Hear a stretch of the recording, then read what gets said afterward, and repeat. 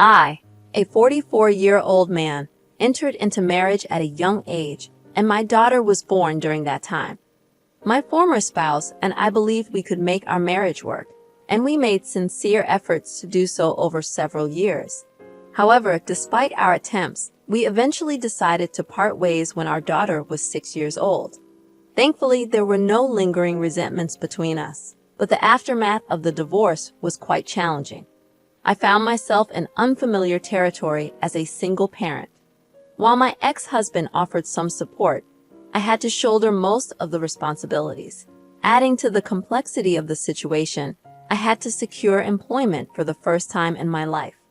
Prior to the divorce, we had agreed that I would be a stay-at-home parent, so this transition was a significant change for me. Financially, things were tough, and I struggled to make ends meet. My ex-husband contributed to our daughter's school expenses and other necessities, but I had to work multiple shifts to ensure that both my daughter and I were adequately cared for. The strain took a toll on me, leaving me sleep-deprived and constantly fatigued. In an effort to find some solace and relaxation, I started to occasionally have a drink at night. At first, it didn't seem like a big issue, but gradually, it turned into a crutch, and I began to rely on alcohol. One day, my ex-husband surprised me with the news that he was engaged to a girlfriend I had never even heard of. This revelation hit me hard, and I couldn't help but feel a sense of bitterness. It seemed like he was moving forward to start a new family and enjoy happiness, while I continued to grapple with the responsibilities of parenting and a demanding job.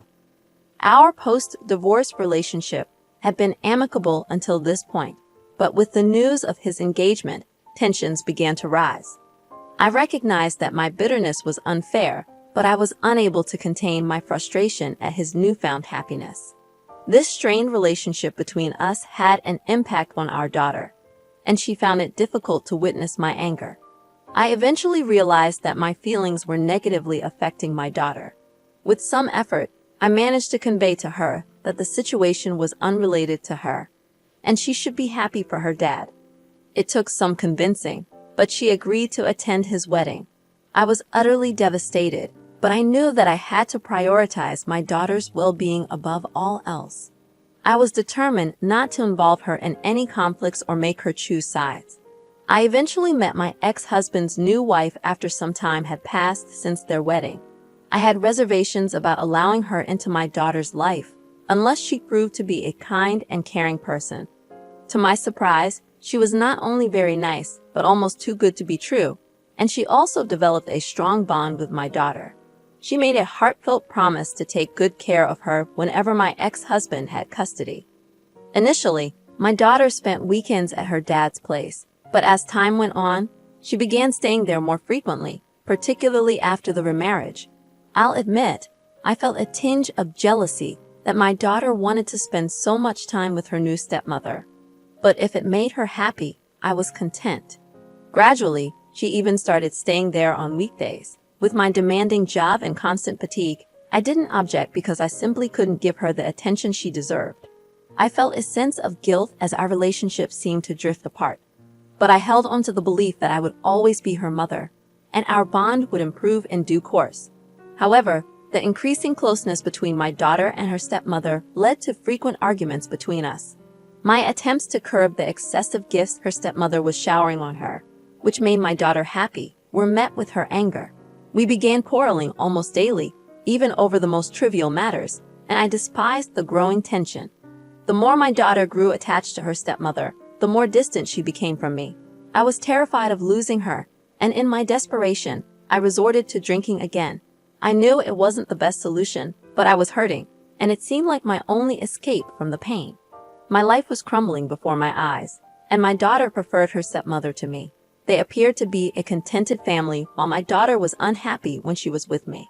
Then, one fateful day, my daughter asked me to relinquish my parental rights so her stepmother could adopt her, and I couldn't handle it. Our voices rose, and we argued intensely. I vehemently refused to give up my daughter, asserting that I was not going to relinquish her that easily. I tried to reassure her that I could become a better mother and make her happy, but she insisted she would cease all communication if I didn't sign away my rights. She proposed that if I complied with her request, we could still have a place in each other's lives. She expressed her inability to cope with my drinking and her desire for a stable and happy home, one that only her dad and stepmom could provide. My heart ached, but I comprehended her needs and reluctantly agreed to her request, with the condition that she would not vanish from my life. She made the promise, and that was the last I heard from her. Following the surrender of my parental rights, her stepmother legally adopted her. I made daily attempts to reach out to my daughter, but she remained unresponsive. My ex-husband kept me updated on her well-being, noting that she was content and excelling in school. He couldn't fathom why she wasn't communicating with me, and I, too, was at a loss as to why she had broken her promise. Losing my only family was a painful blow, and my drinking spiraled out of control. Eventually, I sought rehabilitation, and I successfully overcame my addiction. Although I had ceased drinking, the absence of my daughter left me profoundly unhappy. I called and texted her daily, even making visits to my ex-husband's home in hopes of seeing her. But she refused to come out and meet me. I had missed out on so many pivotal moments in her life, from her high school graduation to her college enrollment. I believed I had lost my daughter completely until one day when she appeared at my house and handed me a letter. She mentioned that she would consider talking to me if I could explain why I had written that letter 12 years ago. I read the letter repeatedly, attempting to understand its contents. Shockingly, it claimed that I was willing to relinquish my daughter in exchange for money, and it was addressed to her stepmother. I had never sought money from anyone, and I had never considered giving up my daughter. Furious, I went to my ex-husband's residence and confronted his wife for destroying our family and taking my daughter from me. She burst into tears, and my daughter took her side, insisting that I was being selfish by disrupting their lives after so many years. I vowed to expose her for who she was, and my daughter asked me to leave them alone, asserting that I was causing unwarranted turmoil in their lives after all this time. With a heavy heart, I retreated to my vehicle, defeated after 12 years of estrangement. I later shared everything with my ex-husband, who had no prior knowledge of the letter. He believed his wife was merely expressing jealousy and thought it would fade over time. It had never occurred to him that she would go to such extremes to cut me out of their lives. He also mentioned that his wife had requested him not to keep me updated about our daughter, but he chose to disregard her demands, as they had no children of their own, and his wife treated our daughter kindly. In my defense, I assured him that I had nothing to do with the letter, and that his wife had poisoned our daughter's perception of me successfully for the past 12 years. She assured me that she would arrange a meeting between me and my daughter. After a week of persistent persuasion, my daughter finally agreed to meet me. During that meeting, I shared everything with her, explaining the circumstances surrounding the letter and her stepmother's involvement. The letter was typed, so there was no handwriting to analyze. My daughter listened intently, tears in her eyes, struggling to accept that she had been manipulated as a pawn in her stepmother's scheme. I shared details about my job, my successful completion of rehab, and my newfound sobriety. In return, my daughter opened up about her college life and her boyfriend, expressing her deep sadness over letting her stepmother come between us. I reassured her that it wasn't her fault, and finally she began to believe the truth. She was determined to confront her stepmother. We parted on good terms, with her promising to visit me once she had sorted things out with her stepmother. 2 weeks later, my daughter returned to me, having severed all ties with her stepmother. It turned out that her stepmother had admitted to writing the letter, claiming it was for my daughter's own good, emotionally manipulating her into thinking I wasn't a good mother. This revelation angered my daughter, who threatened legal action, making her stepmother furious. In response, her stepmother labeled my daughter as ungrateful, emphasizing the financial support she had provided over the years, including paying for college and numerous gifts. She valued her gifts more than the mother-daughter relationship. My ex-husband, disturbed by this revelation, decided to cut all ties with his ex-wife. My daughter informed her stepmother that she wouldn't return the money, and that any further interference in their lives would result in legal action to claim the rest of the money. After this ordeal, we mutually apologized, deciding to put the dark chapter behind us and start fresh. My ex-husband and I, now divorced from his ex-wife, rekindled our friendship, finally achieving the happy family we had always wanted. The complexity of the situation involving my stepmother was indeed akin to a soap opera, and her cunning actions had caused a 12-year rift in our lives. It was clear that her manipulative behavior had taken a significant toll on my daughter and our family. Hey there, folks! If you're enjoying this video so far, give that like button a big virtual hug, but let's keep it friendly, no hidden notes here. Now let's dive into our second story. I'm Fimo, 27, and I grew up in a very conservative, or rather, misogynistic family. The only criterion for earning affection in my family was being male. They held archaic, old-fashioned beliefs, emphasizing the importance of preserving the bloodline and maintaining the purity of the family. My paternal grandfather, a staunch advocate of these ideas, never quite took a liking to me. Unfortunately, I had no siblings, but I did have a stepbrother named Joseph, who was 22. Joseph entered our family through my dad's second marriage to Sophia. Grandpa showered his love on Joseph solely because he was a boy. As a result, my own father started neglecting me, favoring the young child in need of more attention. The one fatherly figure left in my life was my caring grandmother, who had endured a challenging life with her overbearing husband. After my grandmother's passing, I felt disconnected from the rest of my family and became a mere spectator in their affairs. Things reached a breaking point when I graduated from high school and requested financial help for college. My dad outright refused, stating he needed to save up for Joseph. Ours was a wealthy family, and my dad had significant resources at his disposal. He could have easily funded both our educations. In desperation, I turned to my grandpa, asking if there was any support available for my college expenses. However, his response was disheartening. He stated that women neither worked nor inherited, so pursuing an education was a waste of time. He made it clear that he would bequeath his entire inheritance to Joseph, leaving nothing for me. At my lowest, I decided to cut ties and move out. I took out loans, worked various odd jobs, and managed to support myself while studying, maintaining good grades. I severed contact with my family and felt a tremendous sense of relief. Though the journey was tough, I had moments of doubt, and there were nights I questioned my capabilities. I persevered. I built a strong network of supportive friends who stood by me, and I secured a well-paying job immediately after college. I've been in the workforce for over 4 years now, experiencing substantial professional and financial growth. About a year ago, my father reached out to me, which came as a surprise, as I had no contact with anyone from my family since leaving for college. He expressed a desire to rebuild our relationship, but I remained skeptical. After some vague conversations, he finally revealed the true reason for contacting me. He needed money, knowing that I had been successful in my own right. He argued that, as family, it was my duty to assist him financially. I inquired about my father's financial situation and suggested he ask Grandpa for assistance, considering their considerable wealth.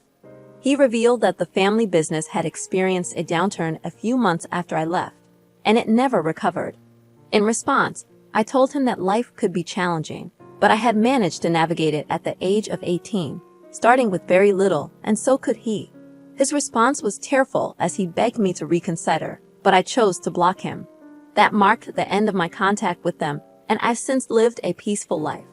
However, 2 days ago, I received a call from my stepmother, Sophia, asking me to come because my grandpa had passed away a week ago, and they wanted the entire family to be together. I expressed my condolences and apologized for not feeling like part of the family in a long time. I questioned the point of calling me a week after his death. She called me again yesterday, emphasizing the need to talk. Apparently, it had come to light that my grandfather was financially destitute, and the inheritance he had claimed was, in fact, my grandmother's. He had wrongly assumed it was his due, as his timid wife had never disclosed the truth to anyone. She had made a will that would provide for him after her passing, with a significant portion of her assets, including the $500,000 my grandpa had bragged about, was intended for me. My dad, Joseph, and Sophia were left with nothing.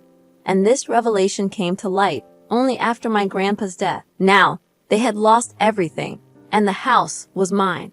Sophia suggested we stand together as a family during these challenging times, but I reminded her that I had faced tough times alone for most of my life, and no one had stood by me. I made it clear that I had no intention of helping them. I had already contacted a lawyer to understand the legal details of the situation. While I felt a sense of satisfaction that karma had come for them in the harshest manner, I couldn't help but feel a bit sorry for them, as they had been completely blindsided and would have to start from scratch, given the loss of the family business. In response to your question, Joseph is not my dad's biological son, and my dad and Sophia do not have any biological children of their own. Grandpa had favored Joseph simply because he was male. It has been approximately 2 weeks since my family and I had any contact. I assumed that things had settled down and they had come to terms with their situation. However, starting yesterday, I began receiving hateful messages from my father's side of the family. Although we hadn't been in touch for years, these texts insinuated that I should do better, emphasizing the duty of daughters to look after their brothers and parents, leaving me puzzled about their intentions. So, I decided to reach out to a cousin I was still on good terms with to find out what was happening. He informed me that Joseph had contacted everyone and was spinning a melodramatic tale, claiming that I had swindled them and manipulated our grandma all my life to secure her assets. His story lacked any semblance of truth, but surprisingly, many family members sided with the golden boy and spread the messages widely. In response, I gathered screenshots of these messages and shared them on my Facebook page.